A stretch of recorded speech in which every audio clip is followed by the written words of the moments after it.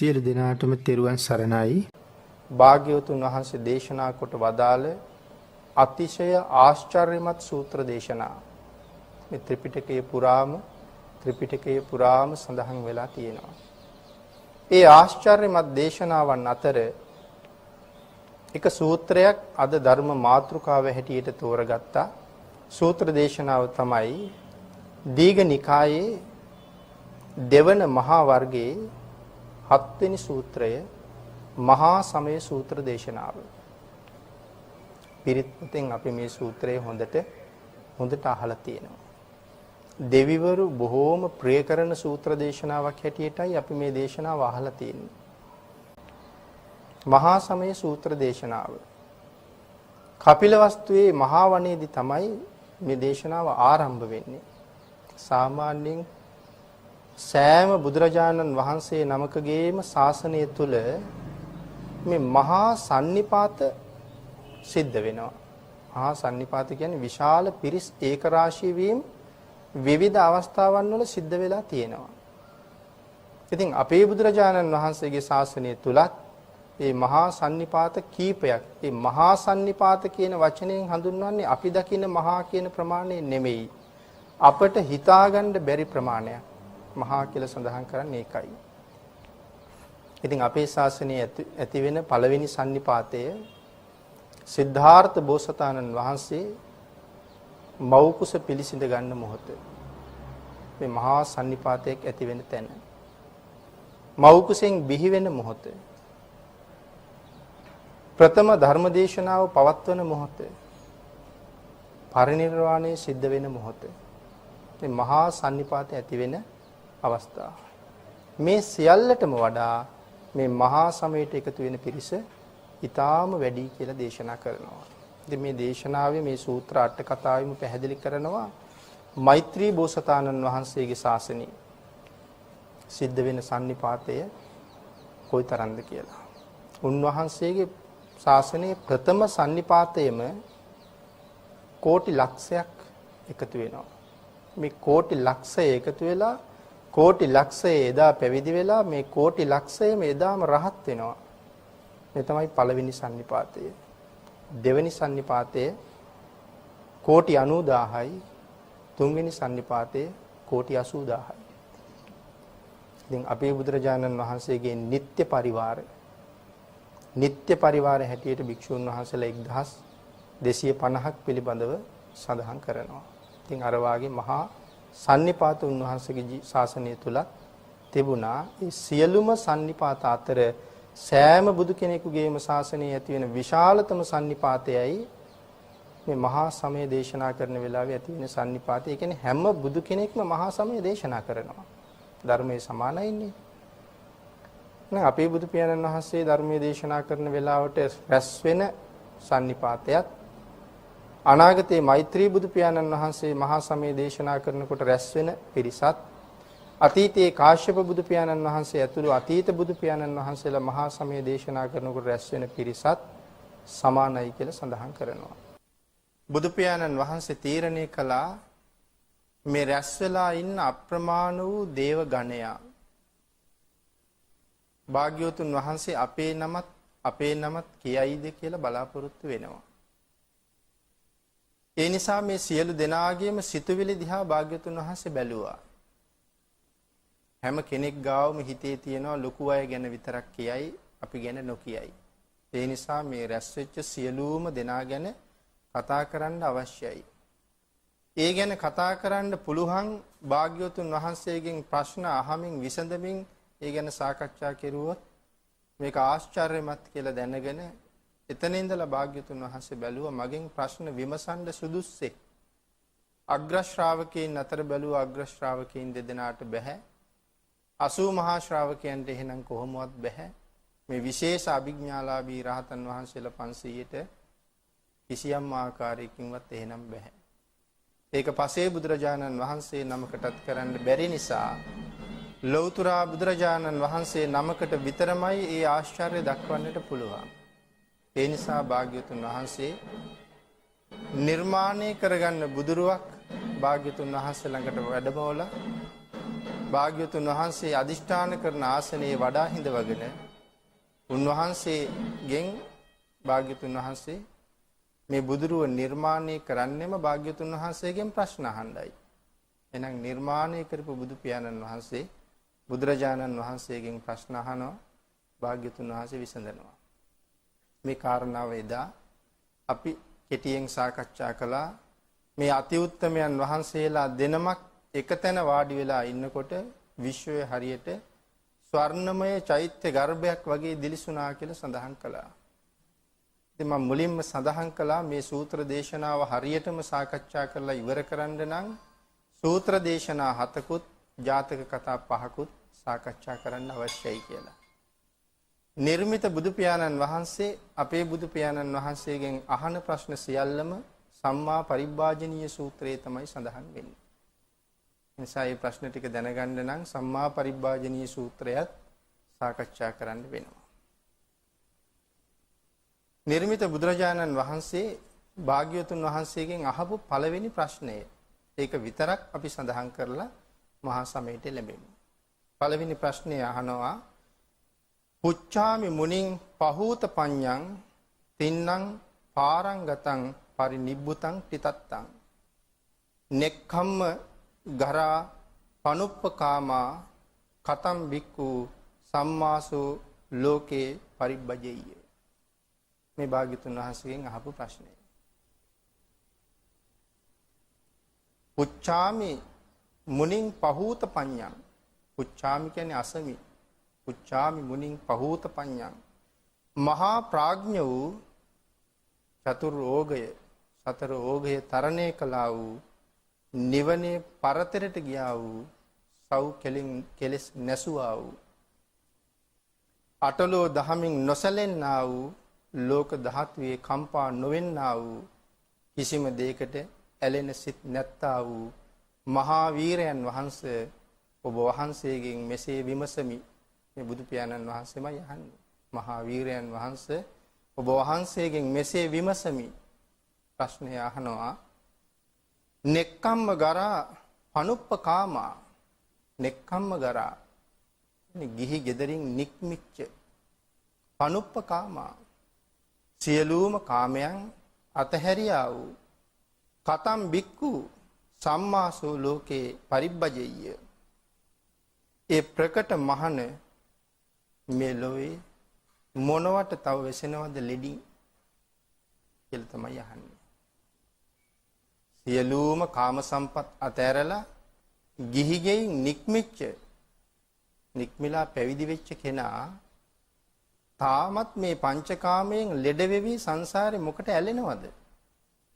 උන්වහන්සේ නික්මිලා ආවනම් උන්වහන්සේට තියෙන සංසාරේ කෙරවල හොයාගෙන යන අති උතුම් ගමනට අවතීර්ණ වෙන්නයි. එහෙම නේද ස්වාමීනි කියන ප්‍රශ්නේ තමයි මේ අහන්නේ. ඊළඟ ගාථාවෙන් භාග්‍යතුන් වහන්සේ ඒ කාරණාවට උත්තර සපයනවා. අපි සම්මා පරිබ්බාජනීය සූත්‍රය සාකච්ඡා කරන්නේ නැති නිසා අපි මහා සමය සාකච්ඡා කරමු. අවශ්‍ය නම් අපි ඊළඟට සම්මා පරිබ්බාජනීය සූත්‍රය සාකච්ඡා කරමු. මේ ප්‍රශ්නයට භාග්‍යතුන් වහන්සේ උත්තර සපයලා මහා සමය දේශනාව මෙතන ඉඳලා භාග්‍යතුන් වහන්සේ පටන් ගන්න තියෙනවා. පළවෙනි ගාථාවෙන් සඳහන් කරනවා සිලෝක මනුකස්සාමි යත්ත බුම්මා තදස්සිතා යේසිතා ගිරි ගබ්බාරං පහිතත්තා සමාහිතා පුතු සීහාව සල්ලීනා ලෝමහං සාබි සම්බුනෝ ඕදාස මනසා සුද්ධා විප්පසන්න මනාවිලා. සිලෝවක්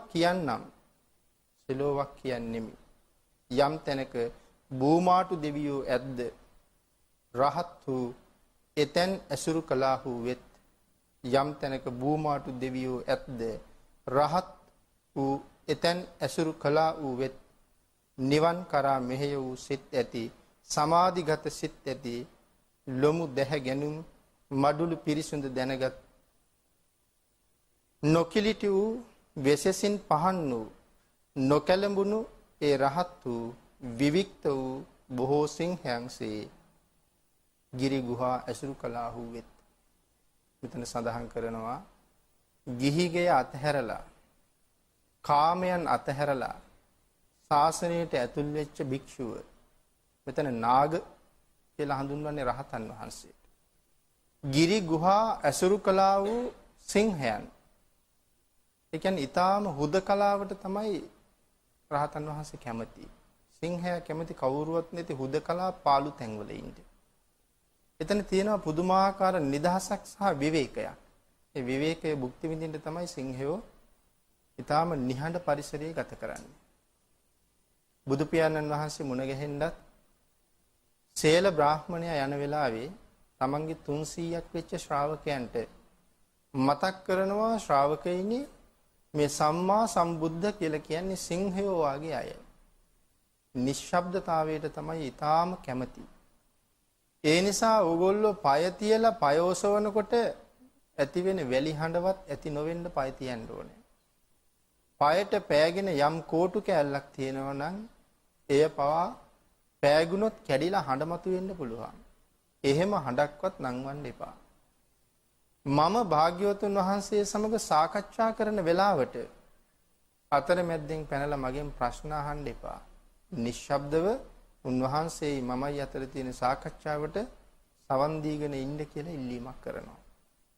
දැන් මෙතන පළවෙනි ගාථාවෙන් සඳහන් කරන්නේ අර මේ මහා සමය දේශනාවට මූලිකම හේතුව වෙන ශාක්‍ය කෝලිය දෙවංශයෙන් පැවිදි වෙන මේ මහා රහතන් වහන්සේලා පිළිබඳව තමයි මෙතන සඳහන් කරන්නේ.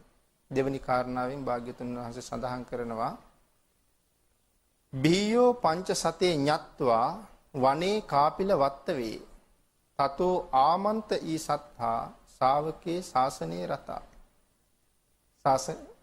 ශාවකේ ශාසනේ රති කිඹුල්වත් පුරය අසල වනේහි ශාස්ත්‍රූහු ලස්සන ඇලුණු 500කට වැඩි සව්වන් දැන බියෝ පංචසතේ ඤත්වා පංචසතේ කියලා කියන්නේ 500ට ඤත්වා කියන්නේ දැන වනේ කාපිල වත්තවේ කපිල වස්තුවේ මහා වනයේ ආශ්‍රය කරගෙන තමයි මේ දේශනාව සිද්ධ වෙන්නේ. දැන් මේ රහත් වූ විශේෂයෙන් 이르දි සහිතව රහත් වූ භික්ෂූන් වහන්සේලා 500ක් භාග්‍යතුන් වහන්සේත් එක්ක මෙතන වැඩ වාසය කරනවා.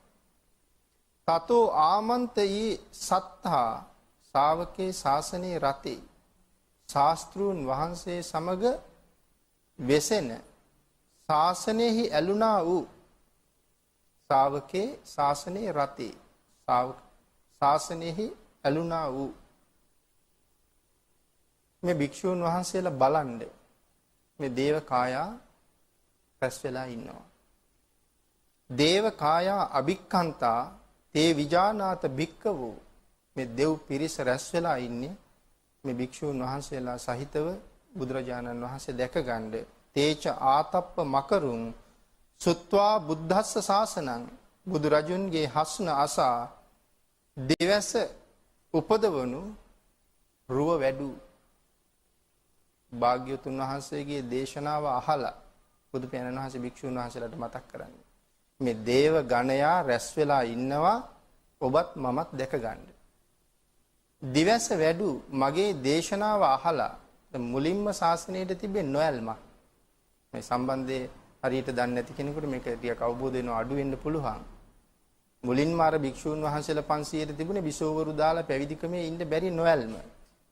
ඒ වෙලාවේ තමයි භාග්‍යවතුන් වහන්සේ මේ භික්ෂුන් වහන්සේලා කුණාල පොකුණ ළඟට එක් කරගෙන ගිහිල්ලා ගිහි බැඳුම් කඩලා දාලා ශාසනයේ ඇල්ම ඇති කරලා මේ අභිඥා සහිතව මගඵල ලැබුවේ.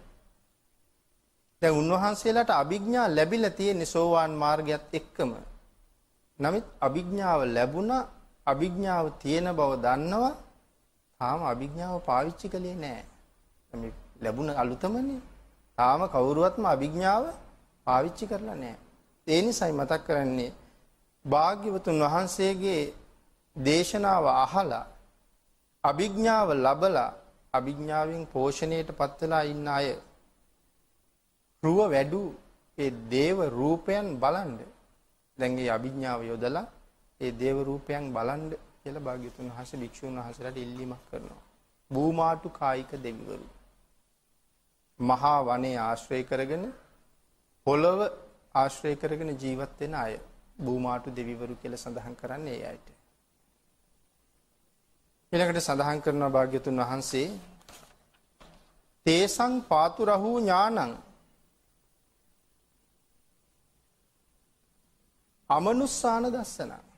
තේසං පාතුරහු ඥානං අමනුස්සාන දස්සනං. ඒ ඥානයේ උපදවලා ඒ ඥාණයෙන් අමනුස්සාන දස්සයන් අමනුෂ්‍යෝ බලන්න. මෙතන අමනුෂ්‍ය කියලා සඳහන් කරුවට අර අපි කතා කරන අමනුෂ්‍ය කියන්නේ එහෙම නෙවෙයි. මේගොල්ලෝ බූමාටු දෙවිවරු සහ බූමාටු යක්ෂ කියන නමිනුත් හඳුන්වනවා. බූමාටු යක්ක කියලා හඳුන්වුවත් බූමාටු දේව කියලා හඳුන්වුවත් මේක පිරිසක්. ඒ නිසා බලන්න කියන අමනුස්සාන දස්සනං කියන්නේ මනුස්ස නොවන අය. මේගොල්ලෝ දේව කායික. අපිට අමනුස්ස කියපු ගමන් හැඟෙන්නේ වෙන අර්ථයක්. නමුත් මෙතන අමනුස්ස කියලා කියන්නේ මනුස්ස නොවන අය. මනුස්ස නොවන අය දිහා බලන්න කියලා දේශනාස් කරනවා. අප්පේකේ සත මද්දක්කුන් සහස්සං අතසන්තතින් දහස් ගණන් රැස් වෙලා ඉන්නවා මනුෂ්‍ය නොවන අය. ඔබලා ලබාපු අභිඥා යොදලා ඒ අය දිහා බලන්න.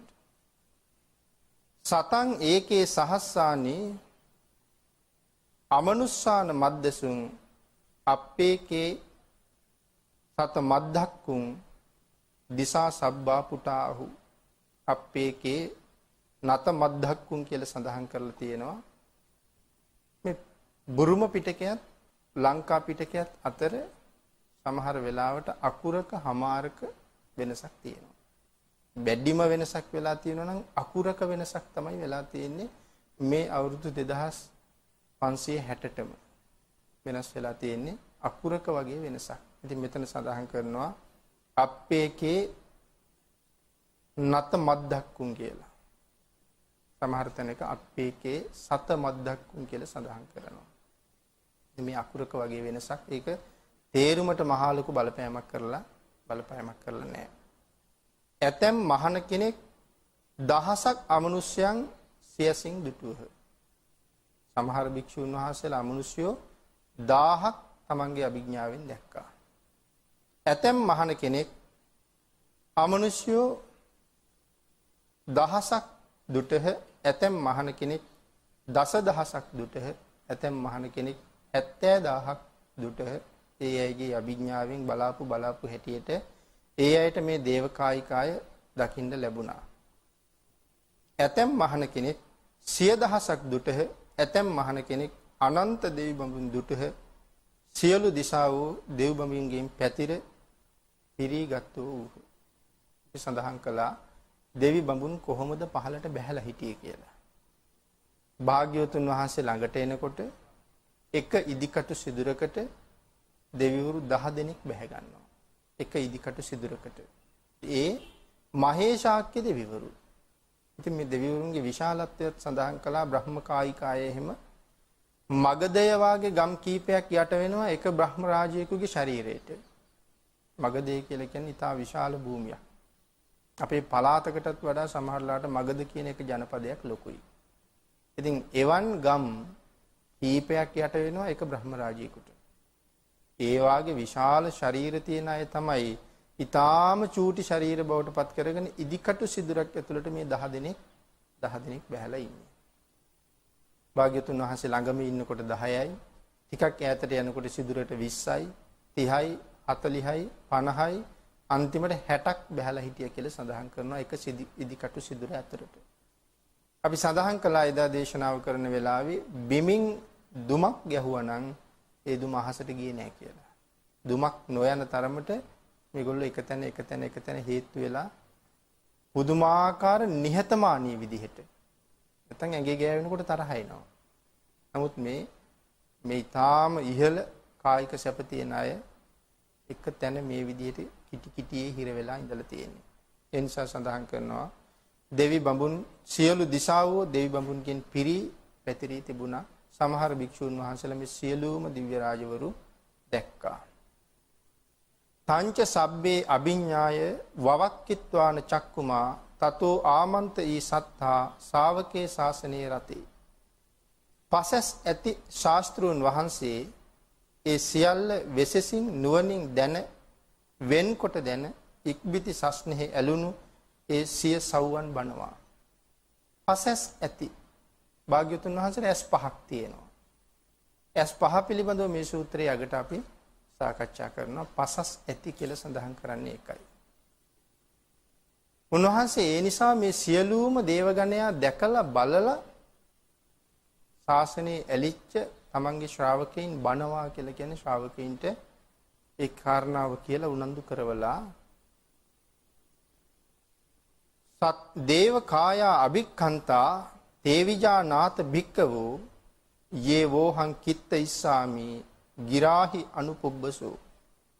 භාග්‍යවතුන් වහන්සේ සඳහන් කරනවා මහණෙනි දිව්‍ය සමූහය එළඹියා වචන වලින් පිළිවෙලින් යම් දෙවි කෙනෙකු හෙළිදරව් කරන්නේද ඔවුන් දැනගනිව්. දැන් මේ දේව සමූහයා එළඹිලා ඉන්නවා. මම දැන් හැම එක්කෙනාම නම කියා ගෝත්‍රය කියා ඒගොල්ලන්ට ආමන්ත්‍රණය කරනවා. නැත්නම් ඒගොල්ලෝ හඳුන්වලා දෙනවා. ඒ සියලු දෙනාම මනාව දකින්න ඒ කයින් ඒ නමින් මහේශාක්‍ය අල්පේශාක්‍ය බවින් මේ අය හඳුනා ගන්න දැන් මේ විදිහට මේ අය හඳුන්වලා දෙනවා මම.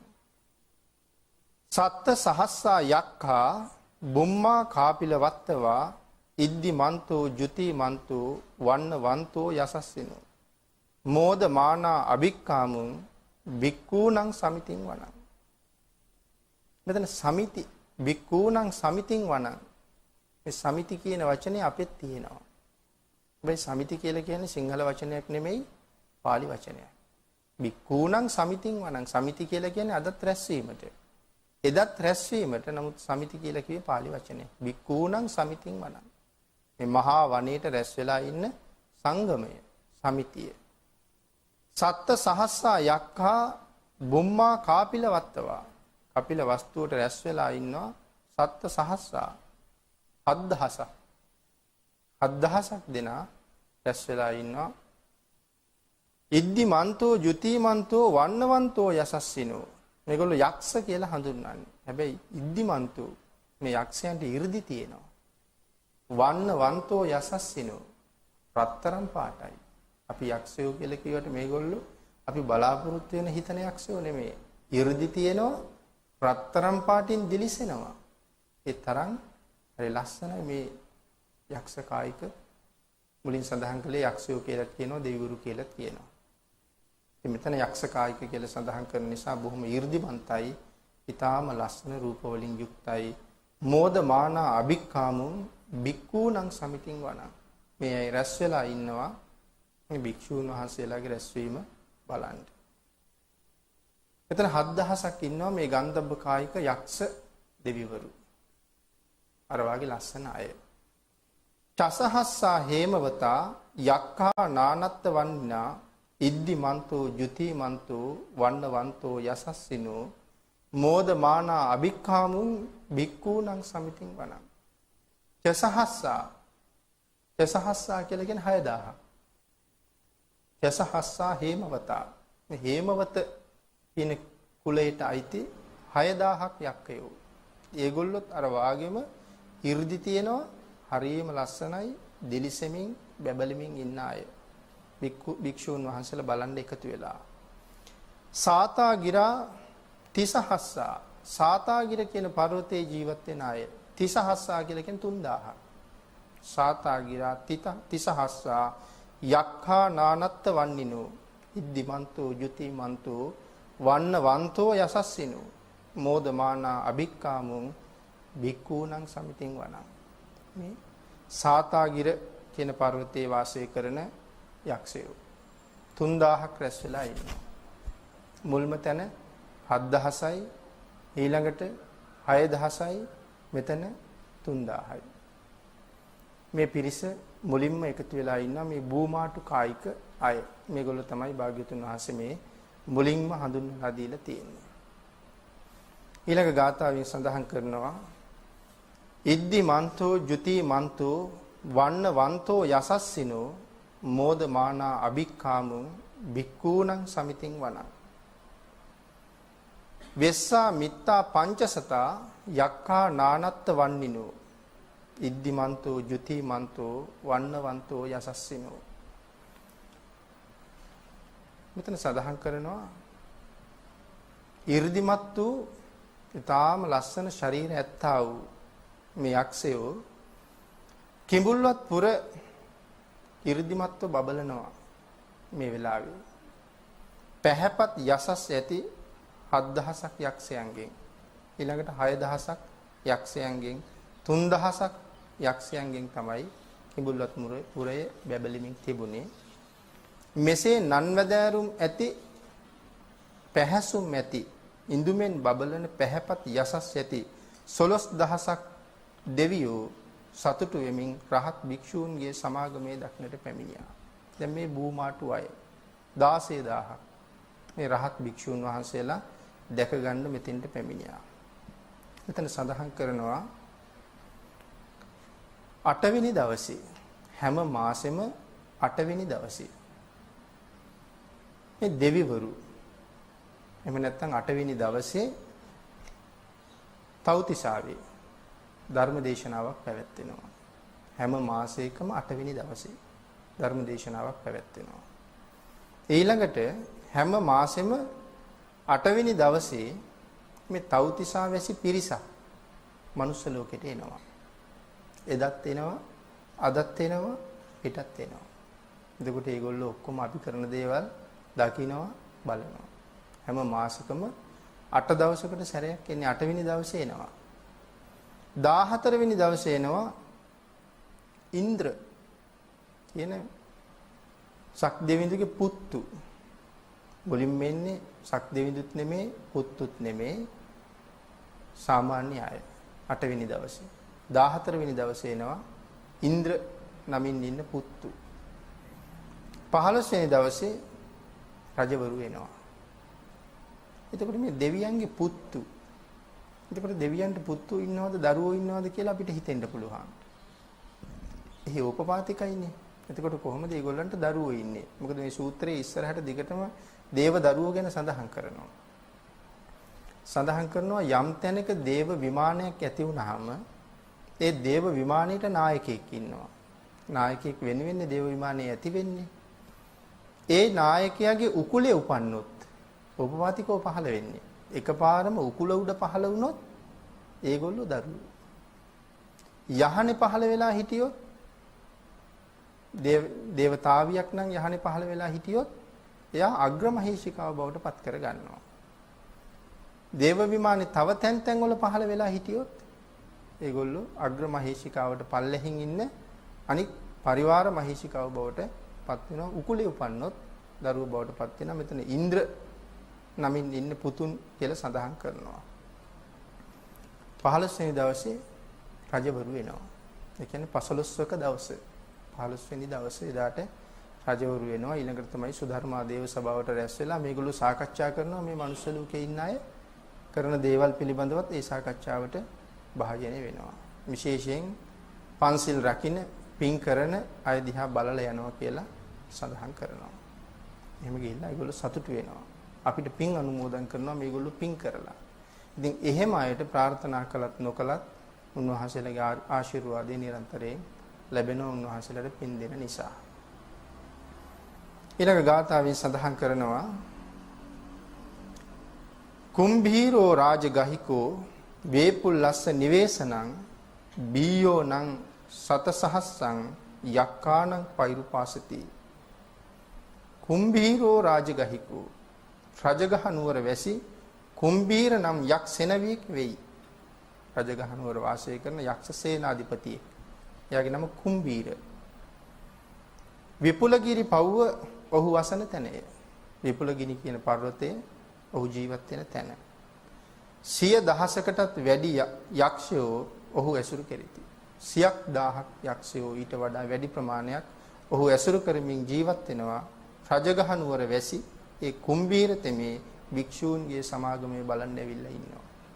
මේ කුම්භීර කියන යක්ෂයා 100,000කට වඩා තමන් සමග ඉන්න අය අඬ ගහගෙන විපුලගිරි පර්වතයෙන් බැහැලා මේ භික්ෂූන්ගේ සමිතිය බලන්න ඇවිල්ලා තියෙනවා.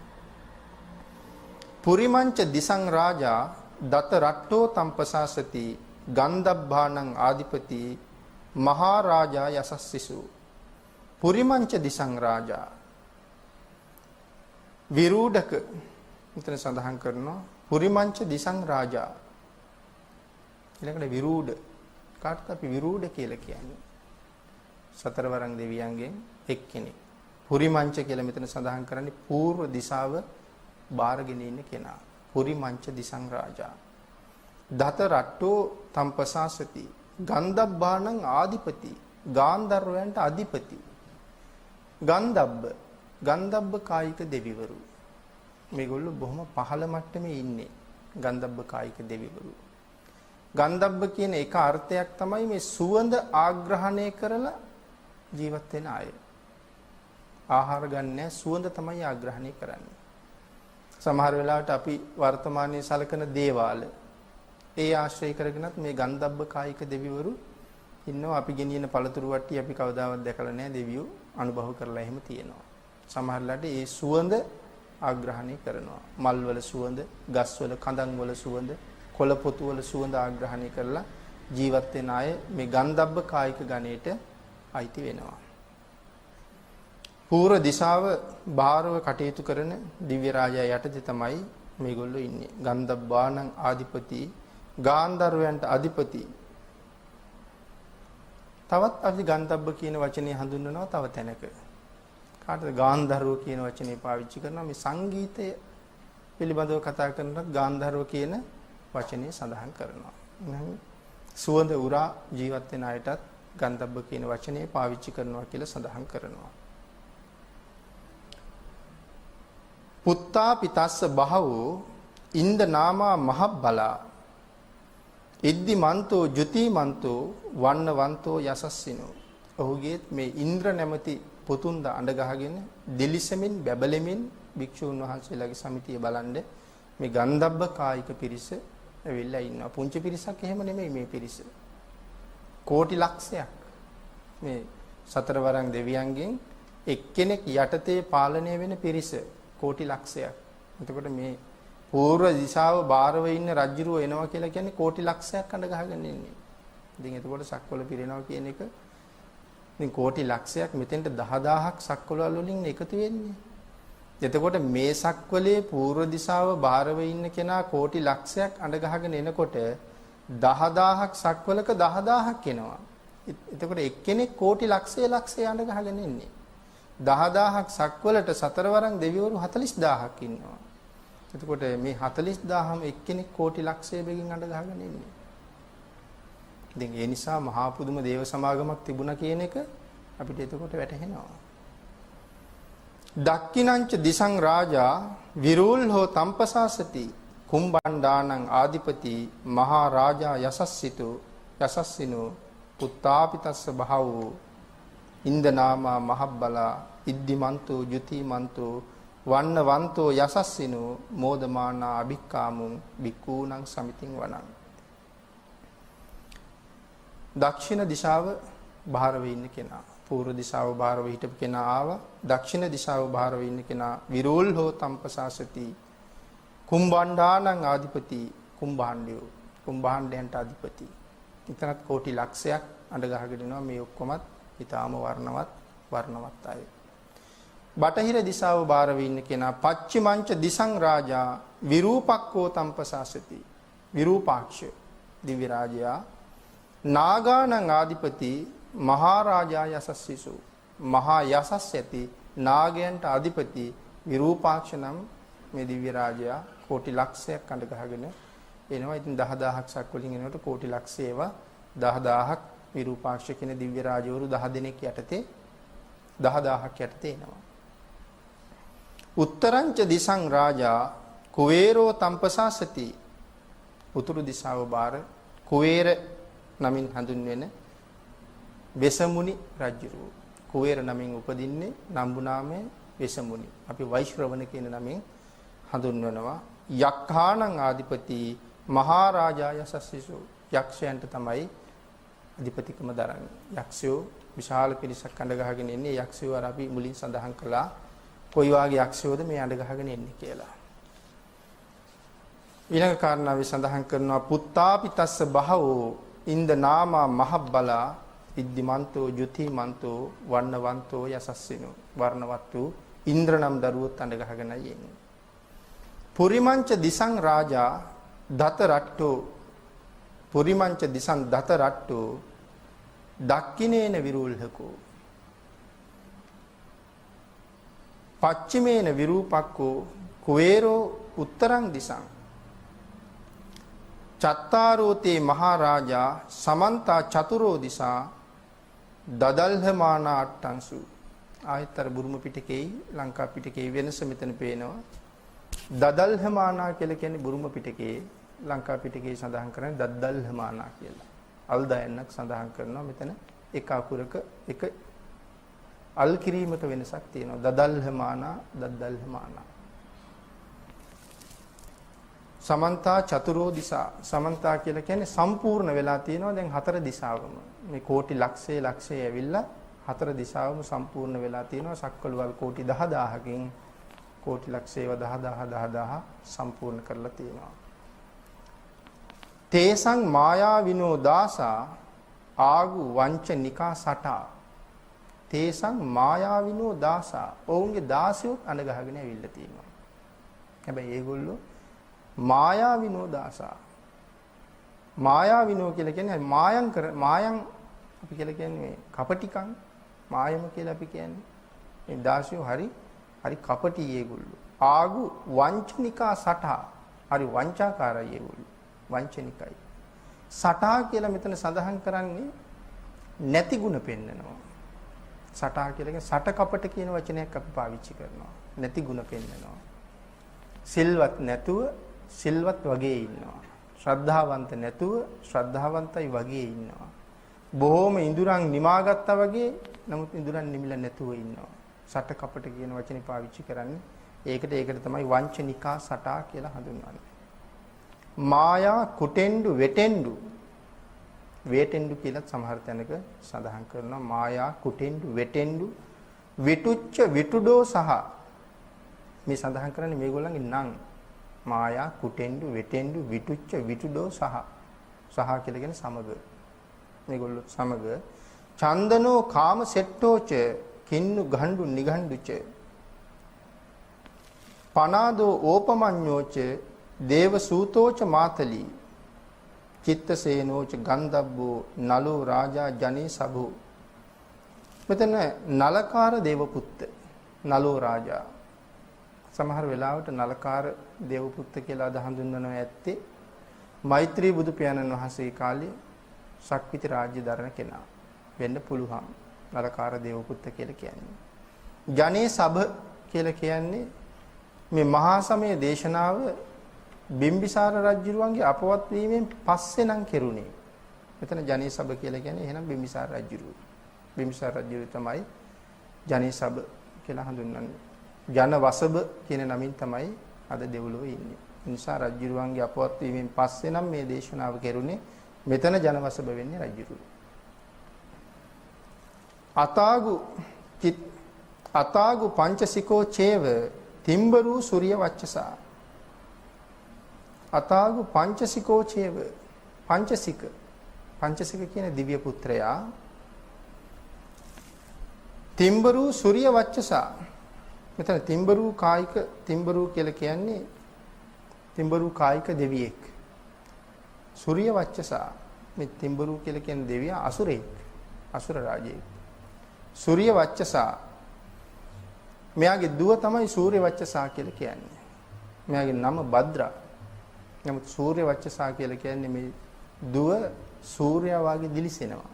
ඒ නිසා සූර්ය වච්චසා කියන නම එයාට තියලා තියෙනවා. මේ තිම්බරු කියන අසුරයාගේ දුව. සක්දෙවිඳු මේ කවුද මේ තිම්බරු කියන කාරණාව බොහොම ගැඹුරට විස්තර කරලා තියෙනවා මෙතන. මේ පංචසික දිව්‍ය පුත්‍රයා හරි කැමැත්තෙන් ඉන්නවා. මෙයා හරි ලස්සන ගායනා කරන්න පුළුවන් කෙනෙක් පංචසික කියලා කියන්නේ. පංචසිකගේ වීණා වාදනය ගැන අපි කතා කරනවා. මේ පංචසික දිව්‍ය පුත්‍රයා නිරන්තරයෙන් බුදු පියාණන් වහන්සේ දකින්න එන්න කැමතියි.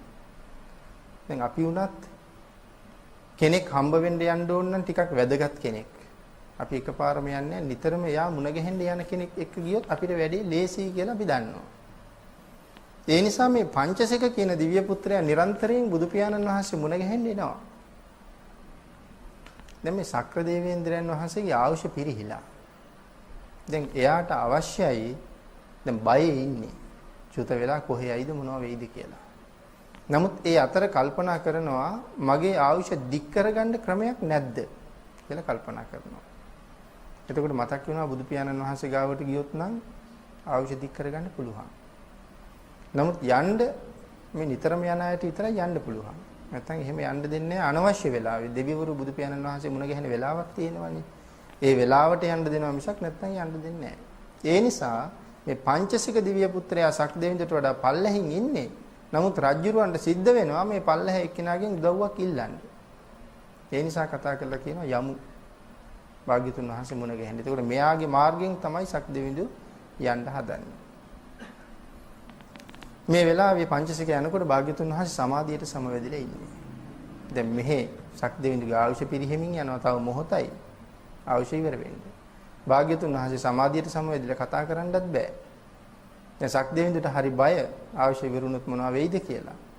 පංචසිකටත් කරගන්න දෙයක් නෑ සමාධියට සමවැදිලා භාග්‍යතුන් වහන්සේ. ඒ වෙලාවේ පංචසික භාග්‍යතුන් වහන්සේ ළඟට ඉඳලා හරි ලස්සන ගීතයක් ගායනා කරනවා. ඒ ගීතේ ගායනා කරනකොට බුදු පියාණන් වහන්සේ සමාධියෙන් අවදි වෙනවා. සමාධියෙන් අවදි වෙලා අහනවා පංචසික කවුද ගොයිතේ ලීවි? කවුද ඔක හැදුවේ? කියලා ඇහුවා. ඒ වෙලාවේ මම කියන ස්වාමීන් වහන්සේ හැදුවේ මම්මයි. මොකටද ඔක හැදුවේ? ස්වාමීනි මං හරි කැමතියි මේ සූර්යවච්චසාව විවාහ කරගන්න. ඒ වුණාට සූර්යවච්චසා මට කැමති නෑ. සූර්යවච්චසා කැමති මාතලී කියන දිව්‍ය පුත්‍රයාගේ පුතා සිකණ්ඩි. සිකණ්ඩිට තමයි සූර්යවච්චසා කැමති. මට කැමති නෑ. හැබැයි සූර්යවච්චසා ශ්‍රද්ධාවන්තයි. බුදු ගුණ ගීයක් ගයලා සූර්යවච්චසා මට කැමති කරගන්න පුළුවන්ද කියලා බලන්න තමයි මෙයා මේ ගීතේ හදලා තියෙන්නේ. ස්වාමීනි මගේ හැදී මම මෙන්න මේ සිද්ධිය නිසා. දැන් මේ වෙලාවේ භාග්‍යතුන් වහන්සේත් එක්ක මෙයා එයාගේ හපංකම් කියනවා. මේ සක්දෙවිඳට එළියට වෙලා බය එයා තව එළියේ. එයාගේ ආයුෂ පිරිහෙනවා. ඒ වෙලාවේ කතා කරලා කියනවා ඉක්මන් කරන්න ඕක පස්සෙක දාලා මට කතා කරන්න අවස්ථාව ආරම්භ දෙන්න කියලා. ඒ වෙලාවේ බුදුරජාණන් වහන්සේත් එක්ක සාකච්ඡා කරලා ධර්ම සාකච්ඡාවක් කරනකොට සක්දෙවිඳට පිං වැඩෙනවා. එතකොට ධර්ම සාකච්ඡාවක් කරනකොට ධර්ම දේශනාවක් අහනකොට මොනතරම් පිං වැඩෙනවද කියන කාරණාව දැන් මෙයාගේ මුළු සංසාරගත පින ඉවර වෙලා චුත වෙන්න හදන්නේ. මෙයා දන්නවා භාග්‍යතුන් වහන්සේ ළඟට ගිහිල්ලා ධර්ම කාරණාවක් සාකච්ඡා කළොත් මට අනිවාර්යෙන් ආපහු අවශ්‍ය දික් කරන්න පුළුවන්. ධර්ම සාකච්ඡාව කරනකොට මෙයාට පිං වැඩෙනවා. ඒ වුණාට පරණාවශ්‍ය ඉවර වෙන්න එපා. පරණාවශ්‍ය ඉවර වෙනවා. ඉවර වෙලා සක්දෙවිඳු චුත වෙනවා. චුත වෙච්ච සැනින් අතරක් නැහැ ආපහු එතනම උපදිනවා. මෙයා මැරිලා ඉපදිච්ච බව දන්නේ බුදු පියාණන් වහන්සේ සක්දෙවිඳු විතරයි. එතකොට මේ අත්හැරීම සහ හට ගැනීම කියන එක මොන තරම් වේගයෙන් සිද්ධ වෙනවද කියන කාරණාව මෙතනදී තවත් පැහැදිලි වෙන්න තැනක්. අපි තව ඉතින් බොහෝ දේවල් අල්ලගෙන අර හිටියා මෙහෙ හිටියා. ආහාරෙම ඇවිද්දා මෙහෙ ඇවිද්දා කියලා අපි කතා කරනවා සමහර වෙලාවට. එහෙම එකක් නැහැ මේ අතරක් නැහැ කියලා කියන්නේ මෙතන අතහැරලා ඊළඟ තැන උපදින මේ සිදුවීම් දෙක අතරට ඉසකයා ගහක්වත් දාන්න තරම් ඉඩක් නැහැ. අත්හැරීමත් අල්ලා ගැනීමත් දෙක සිද්ධ වෙනවා. ඒකයි සඳහන් කරන්නේ සක්දෙවිඳු මැරුණා කියලා හැම එතන ඉන්න කිසි කෙනෙක් දන්නේ නැහැ. අර්ධතරමින් පංචසිකවත් දන්නේ නැහැ මරුණා කියලා. බුදු පියාණන් වහන්සේ ඒක දන්නවා. සක්දෙවිඳු දන්නවා මම මැරිලා පහු උපන්න කියලා. ඉතින් මේ සූර්ය වච්චසා කැමති කරගන්න පංචසික ගීතයක් හදලා ඒ ගීතය මෙතෙන්ට ප්‍රයෝජනවත් වෙනවා සක්දෙවිඳුට. භාග්‍යතුන් වහන්සේ මුණ ගැහෙන්න සහ අවදි කරව ගන්න. තේච අඤ්ඤේච රාජානෝ ගන්ධබ්බාසහ රාජුබී මෝදමානා අභික්ඛාමුං බික්ඛූණං සමිතින් වනං. තේච අඤ්ඤේච රාජානෝ ගන්ධබ්බාසහ රාජුබී. මෙතන මෝදමානා කියන වචනයෙන් සඳහන් කරන්නේ හැද අපි මේ මෝදමානා කියන වචනේ හැමතැනම සඳහන් කෙරුවා. සතුටු සිත් ඇති කියන අර්ථයයි තියෙන්නේ. තුටු පහටු. එහෙම නැත්නම් සතුටු සිත් ඇති කියන අර්ථය තමයි මෝදමානා අභික්ඛාමුං. බික්ඛූණං සමිතින් වනං බොහෝම සතුටින් මේ භික්ෂු සංගමයේ බලන්න රැස්වීම බලන්න මේ අය මෙතෙන්ට එකතු වුණා. අතාගු නහසා නාගා මෙතන සමහර තැනක නභසා නාගා කියලා සඳහන් කරනවා. මෙතන නහසා නාගා කියලා සඳහන් කරනවා. අතාගු නහසා නාගා වේසාලා සහ තච්චකා කම්බ ලස්ස තරා ආගු පායාගා සහ ඥාතිබිහි. කම්බ ලස්ස තරා ආගු. කම්බ ලස්ස කියලා සඳහන් කරලා එතන කම්බල අස්ස කියන වචන දෙකක් සඳහන් කරන්නේ. නම් දෙකක් තියෙන කම්බ ලස්ස. අතාගු නබසා නාගා මේ ගුරුලන්ට වඩා බලවත් නාගයෝ. සාමාන්‍ය නාගයා ගුරුලට බයයි. මෙතන සඳහන් කරන මේ නාගයෝ කම්බල සහ අස්සතර කියන නාග කුල. ඒගොල්ලෝ ගුරුලන්ට වඩා බලවත්. ගුරුලට බය නැහැ. ඒකයි සඳහන් කරන්නේ. පායාගා සහ ඥාතිභී. මේගොල්ලොත් මෙතෙන්ට රැස් වෙලා ඉන්නවා ඥාති සංඝයා සමග. ඥාති සංඝ. එතකොට මේ සංඝ කියන වචනේ තේරුම සංඝ කියන වචනේ තේරුම සමූහ කියන එක. ඥාති සංඝ. ඉතින් සමහර වෙලාවට සමහර කෙනෙක් සඳහන් කරලා තියෙනවා මේ භික්ෂු කියලා කියන්නේ මහාන වුණාට පස්සේ.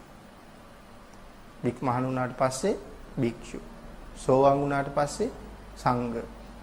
ඉතින් මිත්‍යා දෘෂ්ටියක් එහෙම සඳහන් කරනවා. බොහොම ප්‍රසිද්ධියි අපේ රටේ සඳහන් කරනවා විද්‍යුත් මාධ්‍යය පවා.